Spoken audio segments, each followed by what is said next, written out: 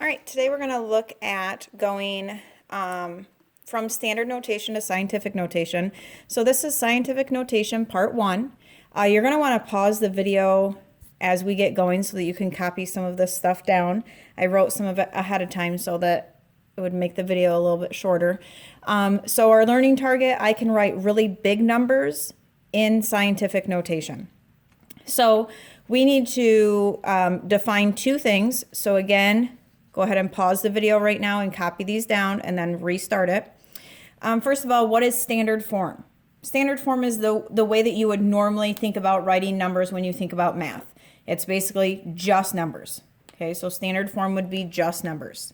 Scientific notation, the whole point of scientific notation is it lets us write really big numbers or really small numbers in a shorter way without having to write out tons and tons and tons and tons of digits. Okay? So those are going to be important that you understand what the difference is. And then today we're going to talk about going from standard, so just numbers, so really big numbers or really small numbers, and putting them into scientific notation. So going from really big numbers or really small numbers and putting them into scientific notation. So if you need to pause the video, get this stuff written down, go ahead and do that.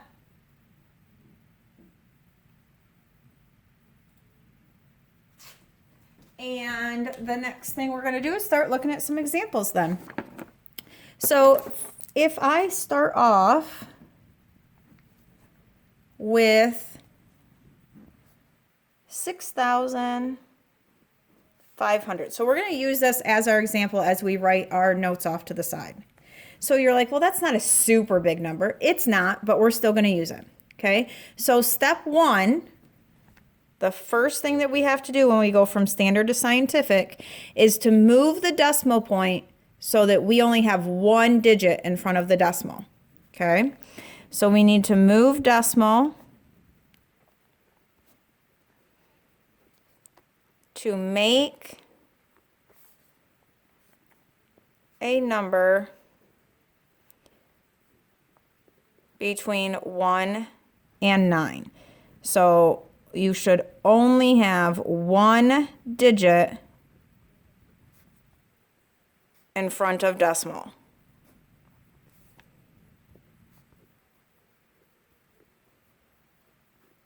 So we're going to move the decimal to make a number between 1 and 9. We should only have one digit in front of the decimal point. So if I'm looking at this whole number right here, 6,500, no, there is not a decimal point written, but in every whole number, the decimal point is understood to be, you guessed it, right at the end. So now my rule number 1 says I need to move my decimal to make a number between 1 and 9. So I'm going to go 1, 2, 3. So this, if I put my decimal between the 6 and the 5, and because those are zeros, I don't have to put them, I have a number that's between 1 and 9 to where I only have one digit in front of my decimal point. So that's step number 1. Okay. Step number 2, now I need to, I'll do it in a different color so it doesn't get mixed in there. Now I'm just going to write times 10. So I moved my decimal, now I need to write times 10. After we've done times 10, we're going to count how many times we moved that decimal point. So count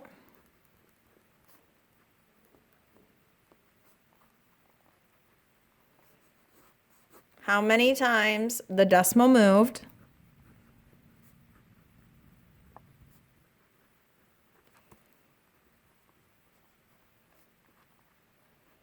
from original spot. So again, if you need to pause this to write this stuff down, go right ahead.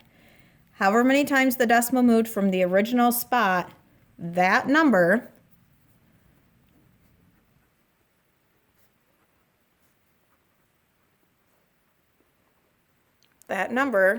becomes your exponent for the 10. So that number becomes your exponent for the 10. So if we count this, we went 1, 2, 3. We moved it 3 times. So I should have an exponent of 3 on my 10. So if you were to play this back, type this back in your calculator, 6.5, 6 and 5 tenths times 10 to the third, you would get an answer of 6,500. Okay, let's try another one. Let's go with 291,000. 291,000. So again, my exponent or my decimal point is understood to be at the back. You can pause this and work it out and then restart to see if you get the same answer.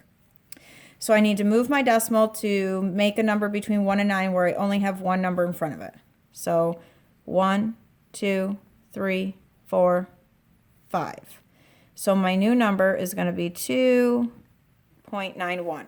Again, once you move your decimal, the numbers behind the decimal point, I don't have to include. I only include the whole numbers. Step 2 says write times 10.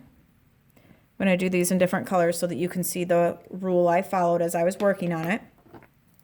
And now my exponent is however many times I moved my decimal. 1, 2, 3, 4, 5. I moved my decimal 5 times. So my new answer is 2 and 91/100ths times 10 to the 5th power. Anytime you start with a really, really big number, your exponent is going to be positive. So let's try another one. Let's write this down and then you go ahead and pause it, work it out, and see if you get the same answer. Let's do...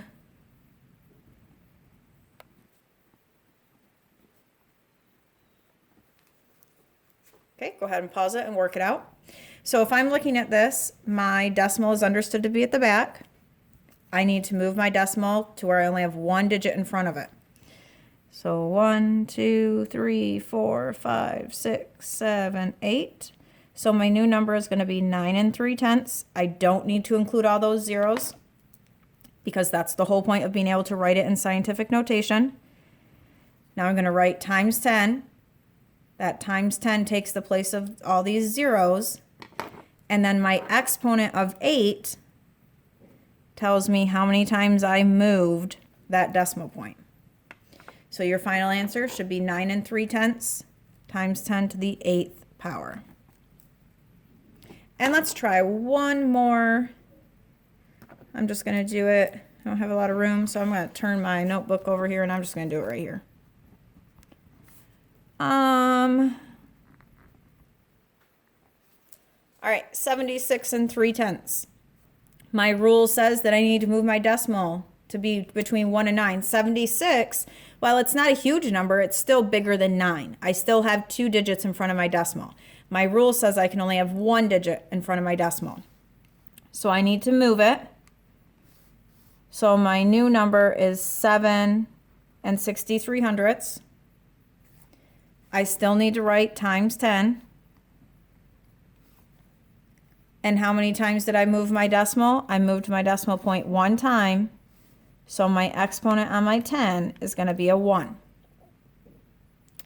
So again, scientific notation lets us write big numbers in smaller ways. We don't have to include all of the zeros for really big numbers.